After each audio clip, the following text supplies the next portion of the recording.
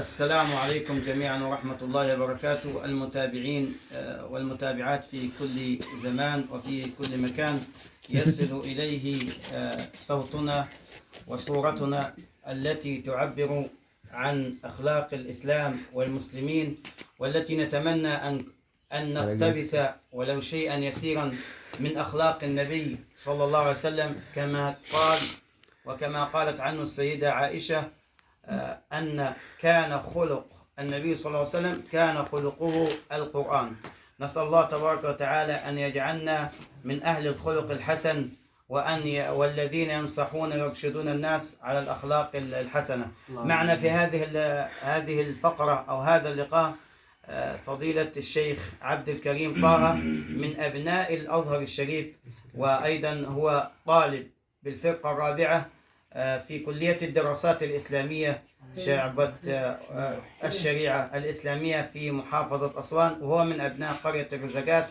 وإحنا إذا ذكرت الرزقات في كل مكان يذكر معنا الشيخ أحمد الرزيقي، القارئ والمعلم القرآن الكريم والقراءات، وأيضا الذي له عديد من التسجيلات في كل المحطات الإذاعية القرآنية على مستوى جمهورية مصر العربية. الشيخ أحمد الرزيقي له عديد وأمتع وأصر المكتبة الإذاعية بإذاعة القرآن الكريم بجمهورية مصر العربية، غير التلفزيون المصري والقنوات الإقليمية والمحلية، غير الإذاعات القرآن الكريم الموجودة في جميع الدول العربية وجميع الدول الإسلامية. الشيخ أحمد الرزيقي، فيعني لما نذكر قرية الرزقات التابعة لمركز أرمنت ذكر الشيخ أحمد الرزيقي، وإذا ذكر أيضا مركز أرمنت يذكر الشيخ عبد الباسط عبد الصمد من مواليد 1927. والشيخ عبد الباسط عبد الصمد له بالإذاعة المصرية المصحف المرتب برواية حفص عن عاصم، وله بإذاعة محمد السادس للقرآن الكريم. والذين يبيتون لربهم سجدا وقياما.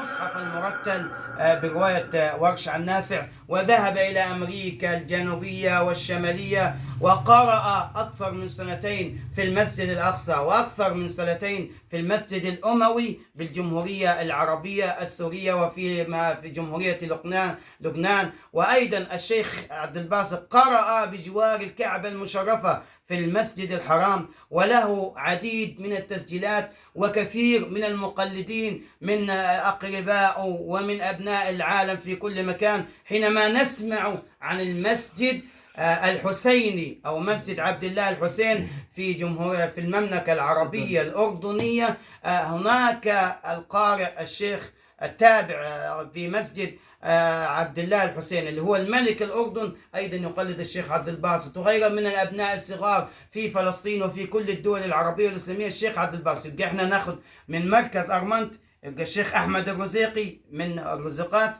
والشيخ عبد الباسط عبد الصمد أيضا من مركز أرمنت قرية المراعزة. معنا ابن من أبناء مركز أرمنت الشيخ عبد الكريم يقدمنا كلمة بسيطة عن الأخلاق، فليتفضل.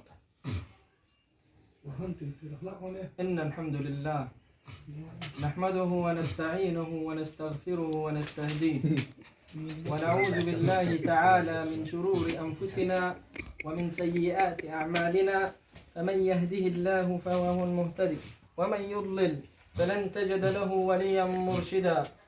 وأشهد أن لا إله إلا الله وحده لا شريك له، وأشهد أن سيدنا محمد عبده ورسوله ومن صفيه من خلقه وحبيبه، أدى الأمانة وبلغ الرسالة ونصح الأمة وكشفت به الغمة، وتركنا على المحجة البيضاء ليلها كنهارها لا يزيغ عنها إلا هالك.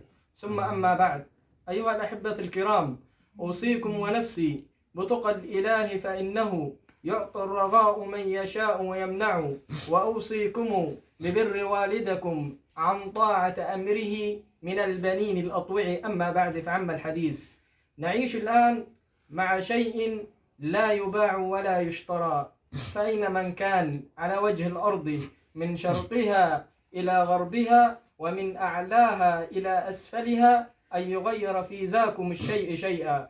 أتدرون ما ذاكم الشيء؟ قدر الله لخلق الله. انظر إلى عظيم الأقدار الله معه. مات أبوه وهو في رحم أمه، وماتت أمه وهو ابن 6 أعوام، وكان معلما للبشرية جمعاء. مات أبوه وماتت أمه وهو ابن 6 أعوام، فكل مولود يولد من بطن أمه يقول أبي أبي، إلا محمدنا فقد قال ربي ربي. نعم، هو الذي كان يسير ذات يوم إلى طرق المدينة المنورة، فرأى امرأة عجوز تحمل حملا على رأسها، والمرأة كانت يهودية، وعرفها النبي صلى الله عليه وسلم من الثياب التي كانت ترتديه، فنادت عليه فقالت له: أيها الشاب، أريد منك أن ترفع علي هذا الحمل. فرفع الحمل، بدلا أن يرفعه على رأسها فقد رفعه على كتفه، وقال لها: أين بيتك يا أمة الله؟ وهما في الطريق، فقالت له: أيها الشاب، أريد منك أن أنصحك نصيحة لوجه اللات والعزى. فقال لها الحبيب المصطفى صلى الله عليه وسلم: وما النصيحة يا أمة الله؟ فقالت له: أيها الشاب، هناك شاب يدعى محمد يدعي النبوة، إياك إياك أن تماشيه، إياك إياك أن تسمع له.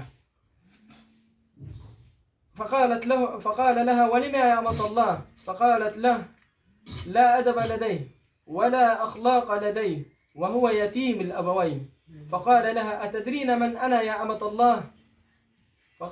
فقالت له: لا أدري أيها الشاب من أنت. فقالت له: أنت ذو الأدب وذو الإعانة للضعفاء وذو الأخلاق. فقال لها: أنا محمد بن عبد الله. فانفزعت المرأة